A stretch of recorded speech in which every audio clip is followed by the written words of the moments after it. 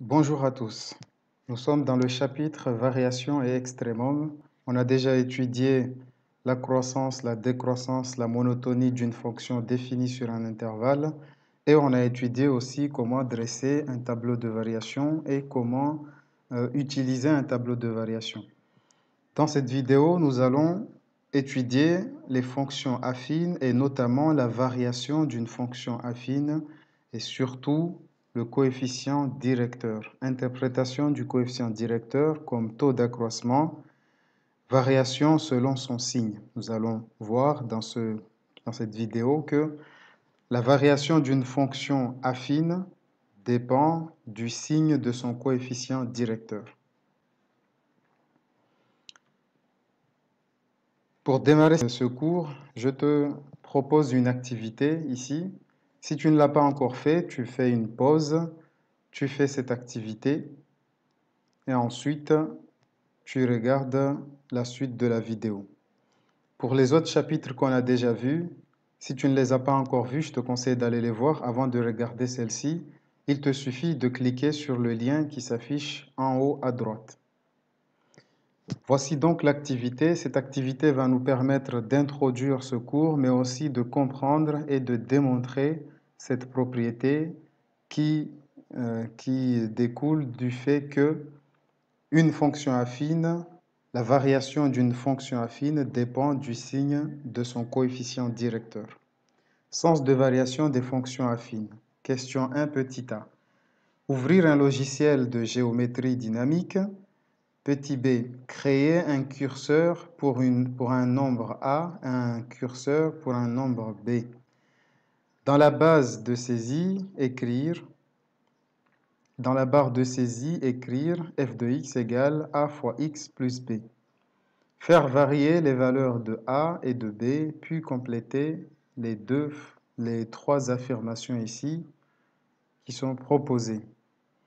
Question 2. On considère la fonction f définie sur R par f de x égale 3x moins 4.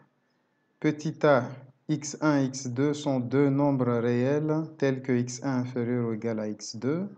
Recopier et compléter avec les symboles inférieur ou égal ou supérieur ou égal. Question petit b. Que peut-on en conclure pour f? Question 3, reprendre la question précédente pour g défini sur R par g de x égale moins 2x plus 8.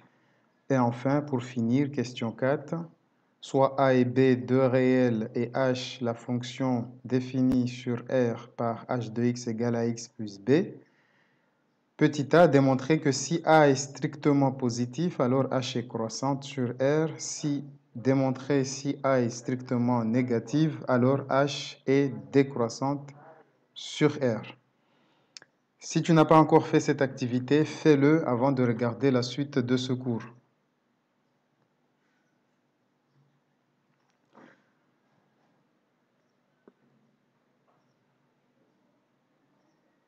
On passe donc à la première question.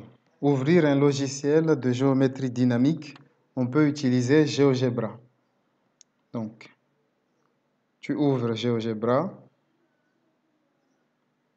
Je vais ouvrir GeoGebra. Et, première question, créer deux curseurs A et B. Pour créer un curseur avec GeoGebra, on va sur cette commande où c'est écrit curseur. On clique dessus. Ensuite, on choisit un emplacement dans la fenêtre où on veut placer le curseur. Je choisis par exemple le curseur A, de le placer ici. Je clique ici. Le curseur, je le nomme, il s'appelle A. Ses valeurs varient entre moins 5 et 5. On peut même définir un indice ici. Par exemple, aller de combien à combien. Des fois, c'est précisé par l'énoncé. Ici, ce n'est pas précisé. Pour l'instant, on le laisse comme ça. On verra s'il y a besoin de le préciser. On reviendra sur cette option. Le curseur A est créé. Maintenant, il faut créer le curseur B. Pareillement, je clique sur la commande curseur et je place le curseur ici. Ce curseur s'appelle B. Je laisse les mêmes paramètres. Je fais OK. Voilà, j'ai créé deux curseurs, le curseur A et le curseur B. Ici, il s'affiche avec A égale 1 et B égale 1. J'ai répondu au petit b. Question suivante. Petit c, dans la barre de saisie, écrire f de x égale a fois x plus b. La barre de saisie se trouve tout en bas, c'est écrit saisie. Et là, je tape directement f de x égale a fois x plus b. Et je fais entrer.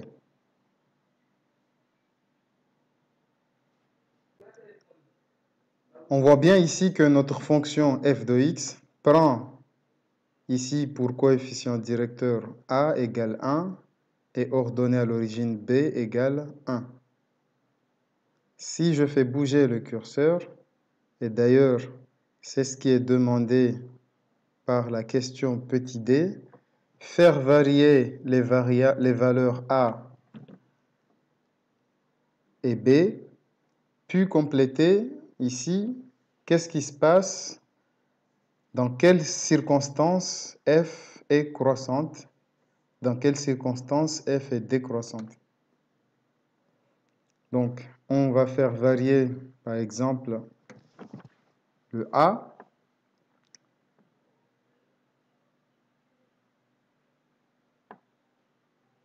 Alors, vous voyez bien que là, a prend des valeurs positives.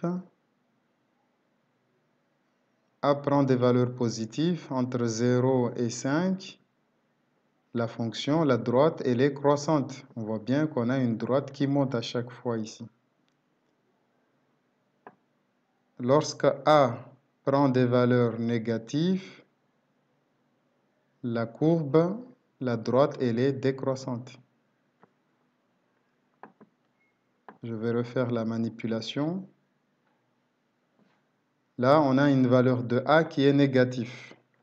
Par exemple, à moins 5, lorsque a égale moins 5, la droite, elle est décroissante. Tant que les valeurs de a sont négatives, la droite, elle est décroissante. Et lorsque a prend des valeurs positives, on remarque bien ici que la fonction, elle est croissante. Négatif, décroissant, positif, croissant. Maintenant, on va faire varier la valeur de b. On fait varier la valeur de b. Est-ce que ça change quelque chose sur la variation de la courbe? La courbe, elle reste la même. Ici, a est positif, la courbe, elle est croissante, quelle que soit la valeur de b. Lorsque a est négatif, la fonction est décroissante, quelle que soit la valeur de b. Donc la valeur de b ici n'influe en rien la monotonie d'une fonction affine. Par contre, c'est le coefficient directeur a ici qui influe beaucoup. Donc qu'est-ce qu'on va retenir? Si a est positif, alors la fonction est croissante. Si a est négatif, alors la fonction est décroissante. Si a est égal à 0, on va essayer de placer a à 0 là. 0. Qu'est-ce qui se passe? La courbe nous présente ici, on a une droite constante. Ici, on a une droite constante. Droite constante.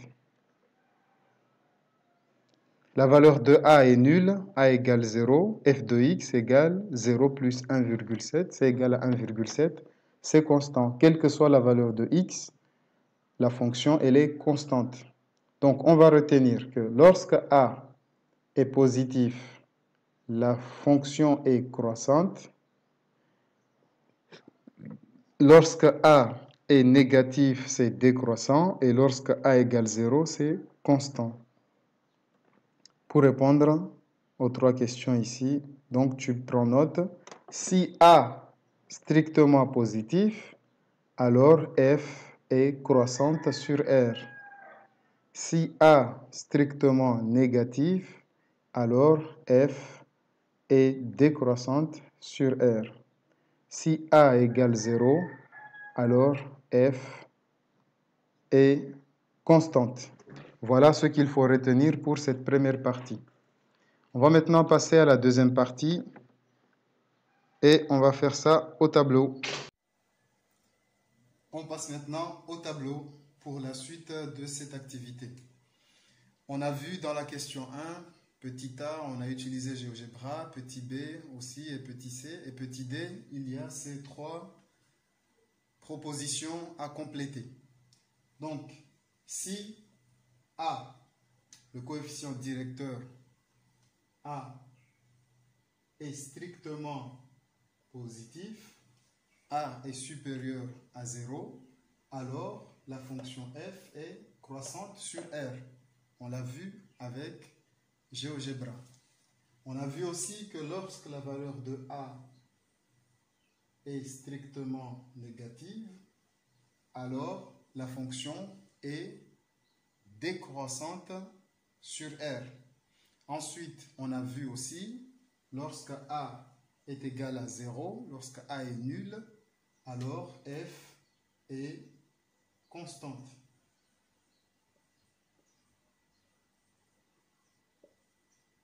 Constante sur R. Voilà ce qu'on a retenu de la question 1. On passe maintenant à la question 2. Dans la question 2, on considère la fonction f définie sur R par f de x égale 3x moins 4.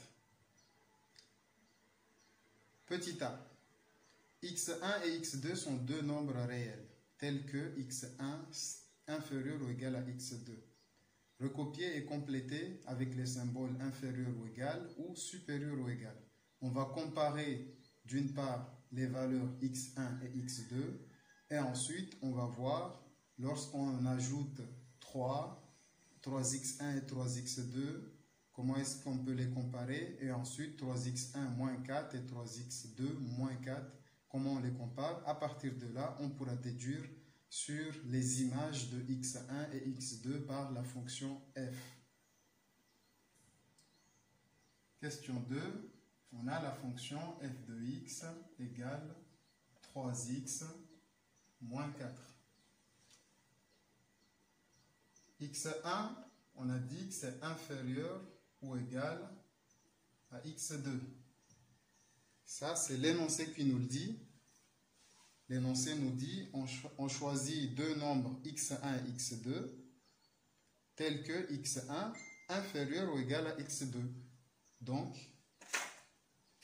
ce qu'il faut remplir ici, pour compléter, on écrit inférieur ou égal.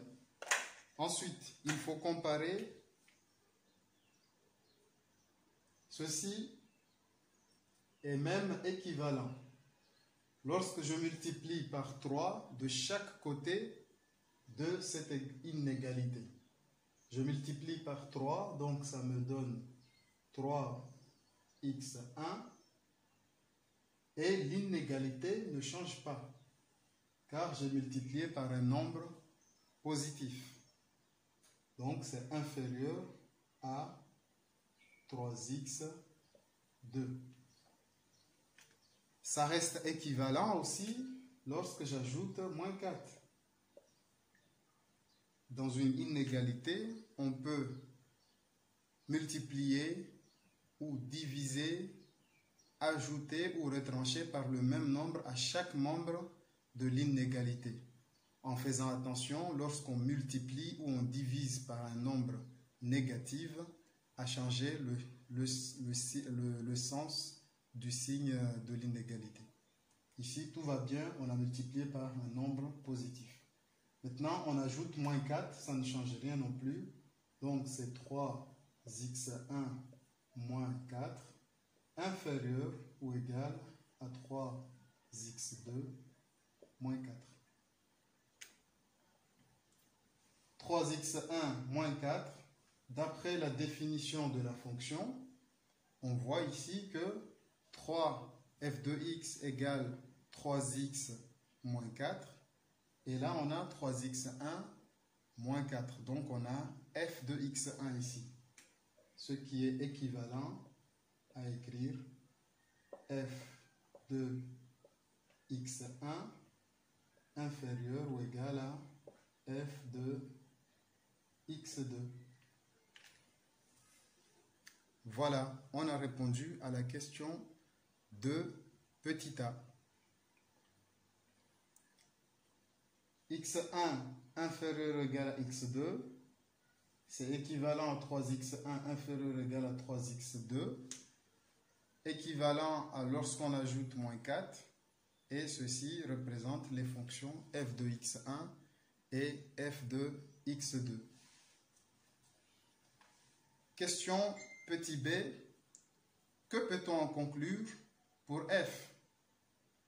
Alors, qu'est-ce qu'on peut dire pour f? On a pris deux valeurs dans cet ordre et les images conservent le même ordre. On l'a vu dans les vidéos précédentes. Dans la première partie de ce chapitre, on a vu que lorsqu'on a cette situation, on choisit deux antécédents dans un ordre bien précis et qu'on arrive à démontrer que les images conservent l'ordre, alors la fonction est croissante. Donc ici, pour répondre à la question petit b, on écrit que on conclut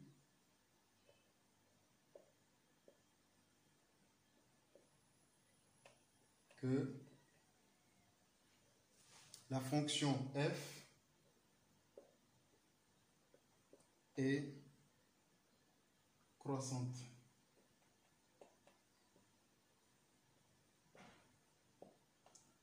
Croissante sur R.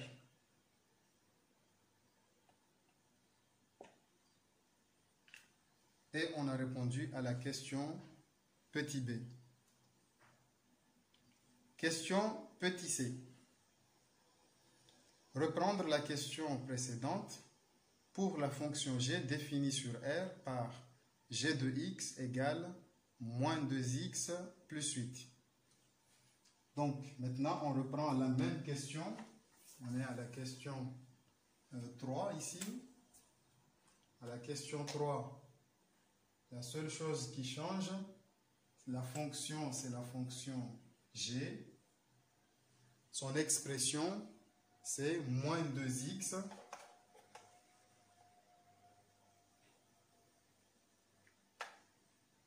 plus 8. Moins 2x plus 8.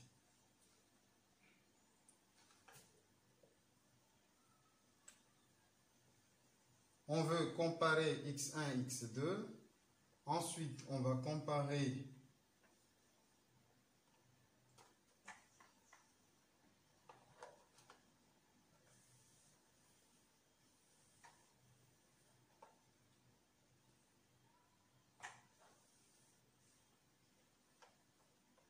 donc, on reprend le même énoncé. Donc, question 1, x1 et x2 gardent le même ordre. Ça ne change pas. x1 et x2, x1 est inférieur ou égal à x2. Là, il n'y a pas de changement. Par contre, au lieu de multiplier par un nombre positif, maintenant, on va multiplier par un nombre négatif. On va multiplier par moins 2. Moins 2 étant un nombre négatif, l'inégalité change de sens. Donc, moins 2x1 va être supérieur ou égal à moins 2x2. Ensuite, on ajoute plus 8. Donc, moins 2x1 plus 8 est supérieur ou égal à moins 2x2 plus 8.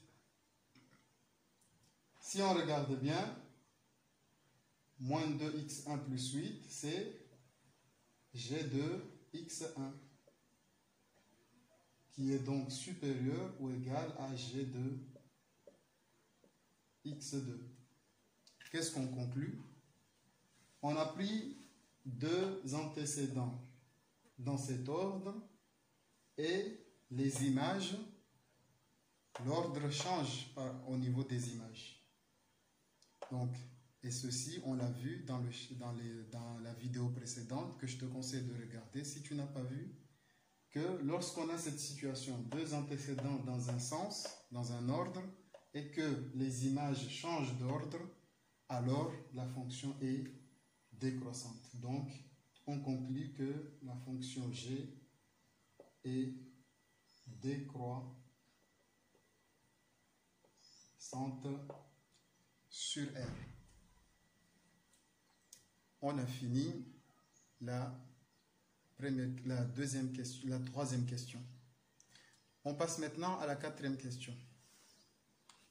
Je te rappelle qu'à tout moment, tu peux mettre une pause pour essayer de faire individuellement répondre à la question avant de regarder la suite de la vidéo.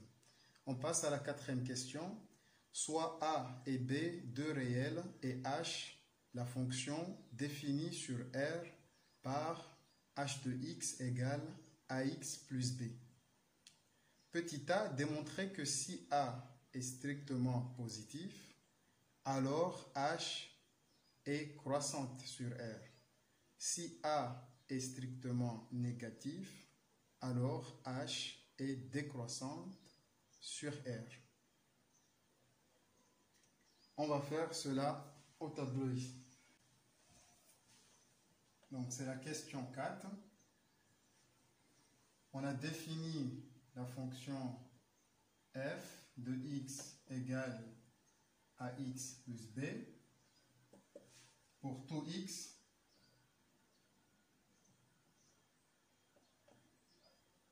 appartenant à R. Voilà comment la fonction est définie. Et ici, on voit bien que c'est une fonction affine. Il faut le préciser ici que A et B sont des réels.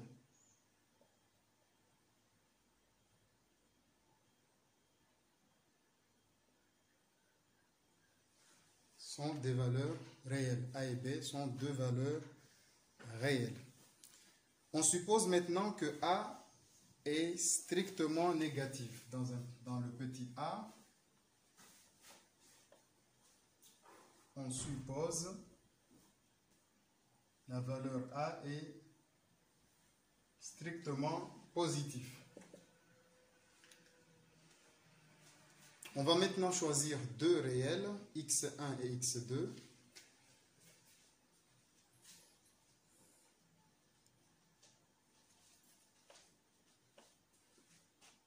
Soit x1 et x2, deux réels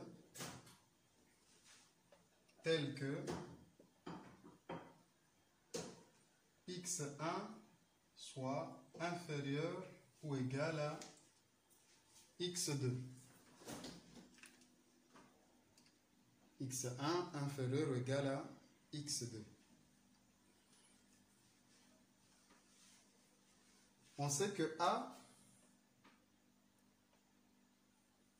est strictement positif.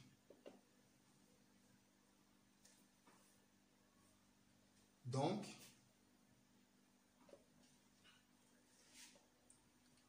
AX1, je multiplie, je pars de cette égalité, de cette inégalité, pardon, et je multiplie par A de chaque côté de l'inégalité. Comme A est positif, AX1 est inférieur ou égal à AX2.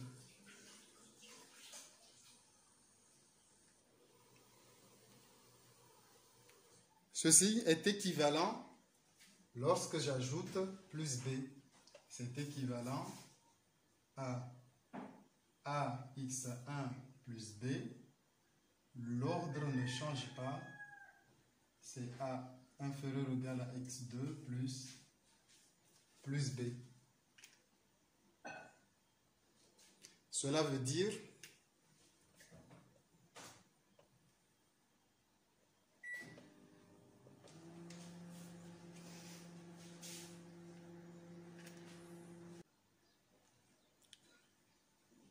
Cela veut dire que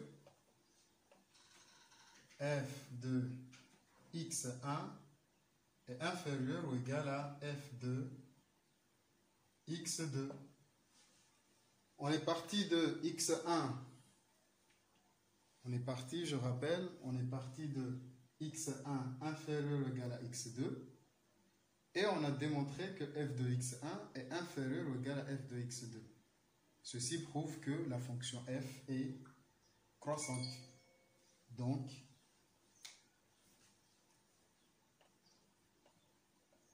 f est croissante sur R. On a démontré que si A est strictement positif, alors la fonction f est croissante sur R. On passe maintenant au petit b, et dans le petit b, c'est similaire. Qu'est-ce qui change? A est strictement négatif. Ici, rien ne change. Ici, A est strictement négatif. Ici, ça va changer. Ça va changer ici. Et ici, ça changera. Et là aussi, on changera. Dans le petit b, la démonstration, elle est quasiment similaire. On suppose, petit b, on suppose que A est maintenant négatif. On prend toujours x1 et x2, deux réels tels que x1 inférieur ou égal à x2, ça ne change pas. A étant négatif, lorsque je multiplie un nombre négatif dans une inégalité, le sens de l'inégalité change. Donc ici, je vais trouver supérieur à x1 et supérieur ou égal à x2. Lorsqu'on ajoute b, quelle que soit la valeur de b, ici, il n'y a plus de changement, c'est équivalent, c'est-à-dire que f de x1 est supérieur ou égal à f de x2. F de x1 supérieur ou égal à f de x2, alors que x1 inférieur ou égal à x2, cela veut dire que f est décroissante.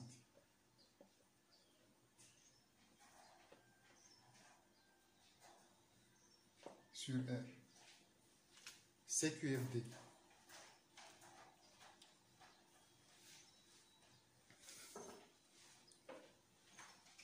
On a fini l'activité. Maintenant, on va noter l'essentiel. On passe maintenant au cours. Voici donc la propriété à retenir. Variation de fonction de référence. Fonction affine.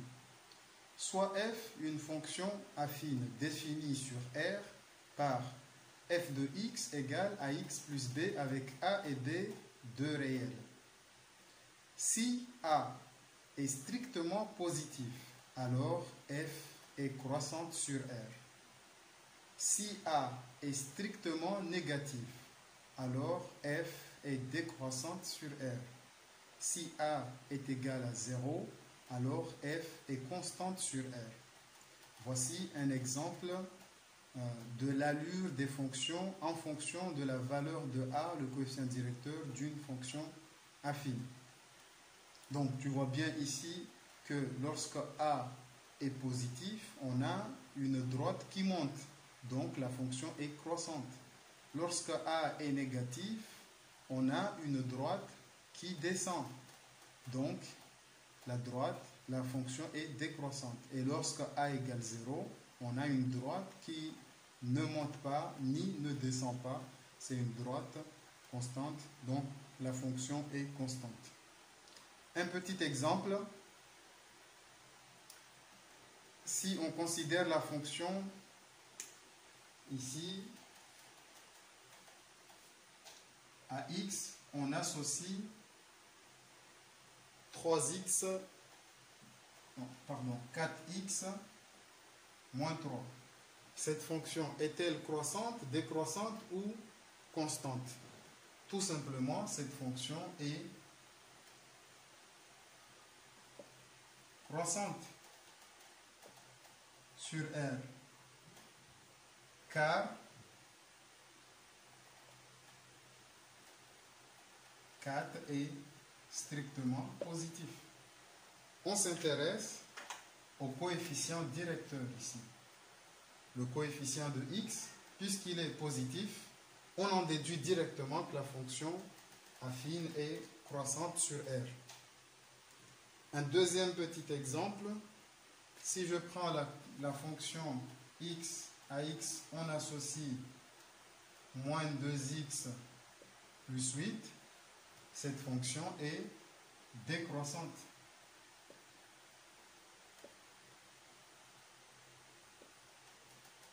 Sur R,